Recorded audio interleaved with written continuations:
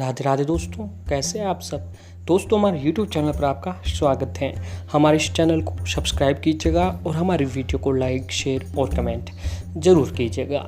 दोस्तों, आज है गुरुवार 17 सितंबर, सर्वपितृ अमावस्या।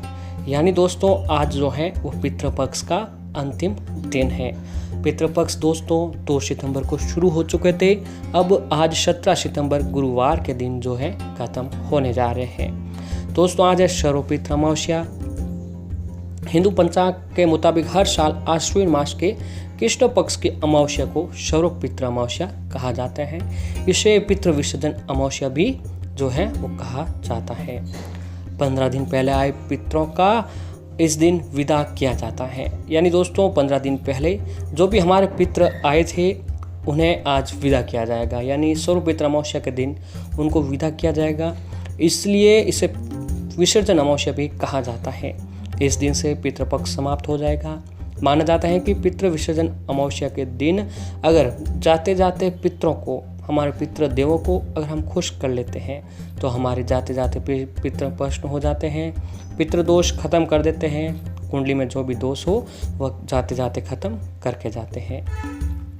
तो ऐसे में दोस्तों आज जो है वो पितृपक्ष का अंतिम दिन है। ऐसे में दोस्तों जाते हुए पितृपक्ष के दिन अगर आप अपने पितरों को खुश कर देते हैं तो आने वाली सारी परेशानियों को वह अंत करेंगे और आपके हमेशा उनका आशीर्वाद आपके ऊपर बना रहेगा। तो दोस्तों आज के दिन आपको ब्राह्मणों को भोजन अवश्य खिलाना चाहिए। अगर आप इन 16 दिनों में एक भी काम नहीं कर पाए हैं पितरों के समक्ष तो उनके लिए आपको इस दिन व्रत अवश्य ही रखना चाहिए। दोस्तों इस दिन अगर आप व्रत रखते हैं तो आपके पितृ जाते जाते प्रसन्न होते हैं और आज के दिन आपको अपने पितरों के प्रति श्रद्धापूर्वक श्राद्ध, कुछ भोजन और जलेबी वगैरह अवश्य ही बनानी चाहिए। और इस दिन कौवे को कुछ भी खिलाएं और कुत्ते को भी रोटी खिलाएं, गाय को भी रोटी खिलाएं। और आपके घर पर जो भी कौवा या फिर चिड़िया जो भी आती हैं उनको आप इस दिन भोजन अवश्य ही कराना चाहिए। चावल की खीर बनाकर भी आप इस दिन अपने घर की छत पर जो है रख सकते हैं। तो ऐसे में दोस्तों आपको सर्वपितृ अमावस्या के दिन यह काम अवश्य ही करना चाहिए।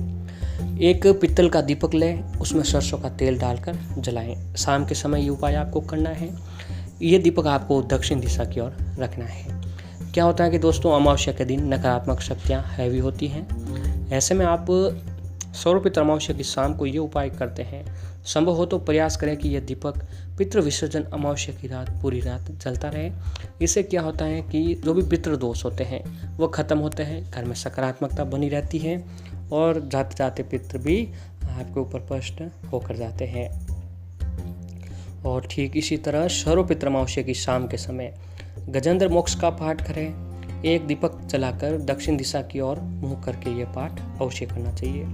पाठ पूरा होने के बाद भगवान विष्णु जी का स्मरण करते हुए उनसे और अपने घर से पितरों से प्रार्थना करें कि वह आपके घर से पितृ दोष को दूर करें। इसके बाद पितरों को जलेबी का भोग आपको अवश्य ही लगाना चाहिए।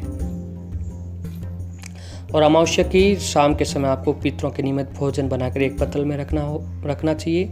इस भोजन को आपको हो सके तो किसी वृद्ध को खिलाएं, जो बूढ़े जन हो उसको खिलाएं, या अन्यथा पीपल के पेड़ की जड़ में उस भोजन को रखते हैं। भोजन रखते समय यह प्रार्थना करें कि हे पितृदेव, आप ये भोजन खाकर तृप्त हो जाएं और हमारे घर से पितृ दोष को दूर करें।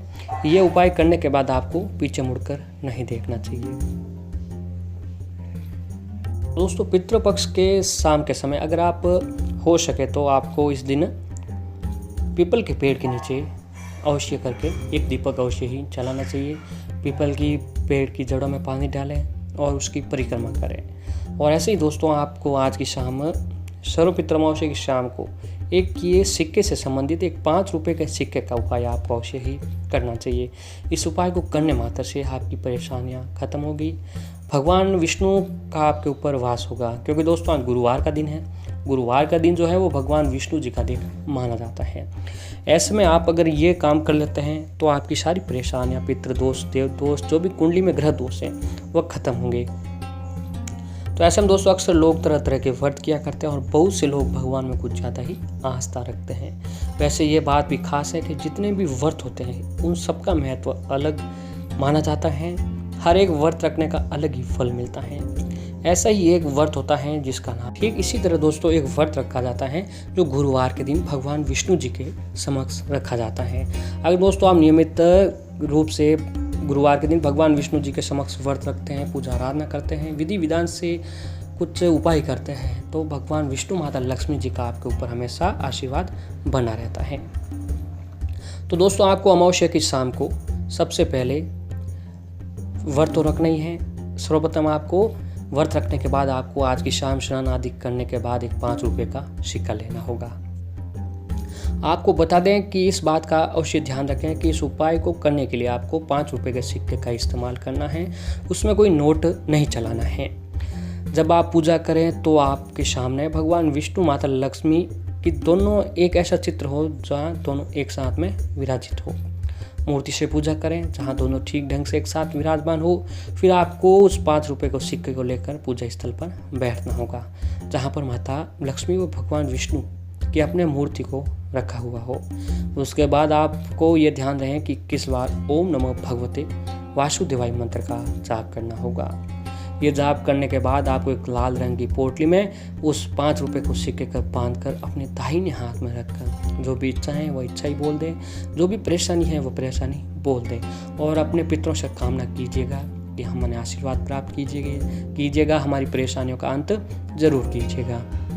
पोटली को किसी ऐसे जगह पर रख दें जहां आप अपने कीमती सामान को रखते हैं। इस मूल्यवान चीज़ को अगर आपने तिजोरी में रख दें, इस चीज़ को, पोटली को, और फिर दोस्तों आप जो भी अगली अमावस्या आती है उस अमावस्या को उस 5 रुपये को सिक्के को कुछ खरीद कर अपने परिवारजनों को कुछ खिला दीजिए। ऐसा करने से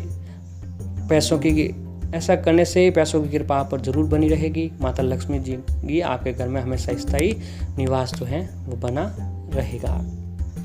और ठीक इसी तरह दोस्तों एक 5 रुपये के सिक्के का लेना है आपको। ये उपाय एक मजबूत प्रभावी उपाय है। ये आपके पैसे को बनाए रखने की समस्या को खत्म कर देगा। इसके लिए दोस्तों आपको एक 5 रुपये का सिक्का लेना है सर्वपित्र अमावस्या के दिन और उस पर अपने नाम का जो पहला अक्षर है वो सिंदूर से लिखना है। फिर सिक्के को अपनी छत पर अमावस्या की रात अपनी घर की छत पर रख दें। याद रखें कि जिस तरफ अपना नाम लिखा है उस तरफ का सिक्का होना चाहिए।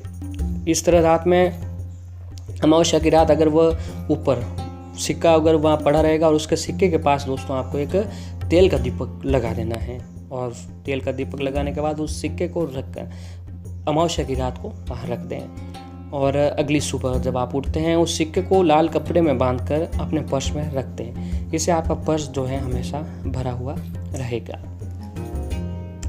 और ठीक इसी प्रकार दोस्तों अगर आप आर्थिक स्थिति से पीड़ित हैं तो आपको ये उपाय जरूर करना चाहिए। पहली बात यह है कि रात में भगवान के सामने एक चौक स्थापित करें अमावस्या की रात में, उस पर शुद्ध जल से भरा कलश रखें। फिर कलश में एक 5 रुपये का सिक्का जो है वह डाल दें।